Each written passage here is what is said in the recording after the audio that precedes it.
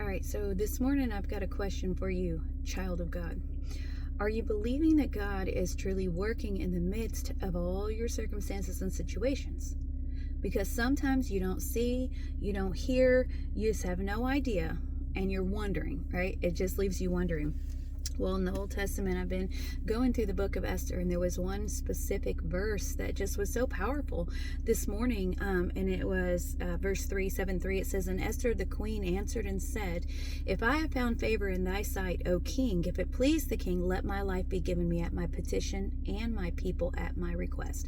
Well, in this book, at this point in time, Haman didn't like that Mordecai wasn't honoring him, and he decided to take it out on all the Jews. And so he devised a plan and to have all the Jews destroyed, and he got the king on board with it. And if you read through it, the king clearly didn't know exactly what he was doing. He was just going along with it because he honored this man. He was an honorable man in the king's eyes. And anyways, before that,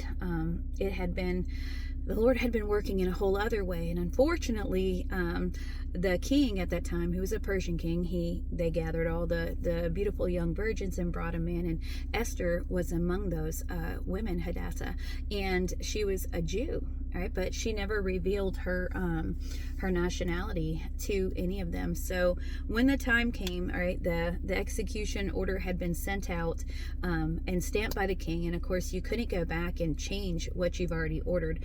And so Mordecai, who was her cousin, had raised her up, and she was honoring him, and they had fasted and they had prayed. But in the midst of all this, everything looked bad, right?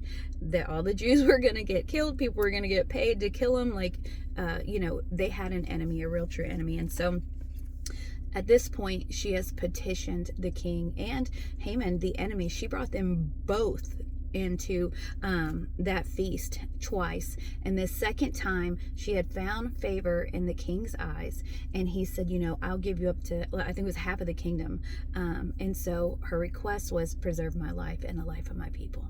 All right. And the king's response was like, who did this? And she said, that wicked Haman, and he was right there. And the king had no idea that none of this was the case, that she was a Jew, that he had just gone up against this queen, this wife, this woman who had found favor in his eyes because she had favor of God on her. Well, in the midst of all this, you would think that everything's going wrong, that God's not really working. But can I tell you the way that this thing progressed? Not only was God working, but others were watching, and others were waiting, and then others were willing. So as this was progressing, as soon as he found out it was Haman, Haman threw himself on the bed where Esther was, and the king comes back in, and he's like, oh, you're going to force yourself and like right here in front of me. The king was watching. All right. And then some other people were standing by. I think it was a chamberlain. And he was like, hey, even look at the gallows 50 feet tall that Haman built to destroy Mordecai. Like, others were watching. So he was watching, others were waiting, and that were willing to speak up on the Jews' behalf. Right? Esther didn't have to say everything. Mordecai didn't have to say everything.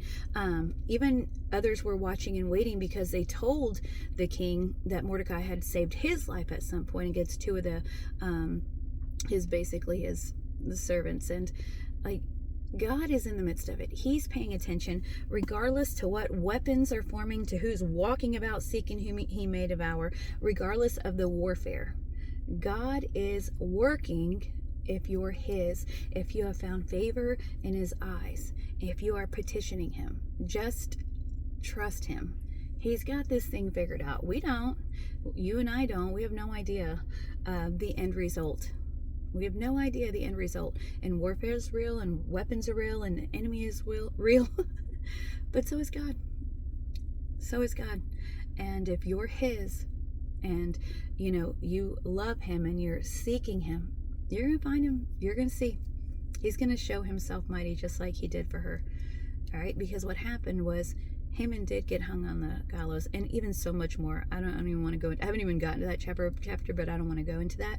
But God's got this, whether you see him or not. All right, be blessed.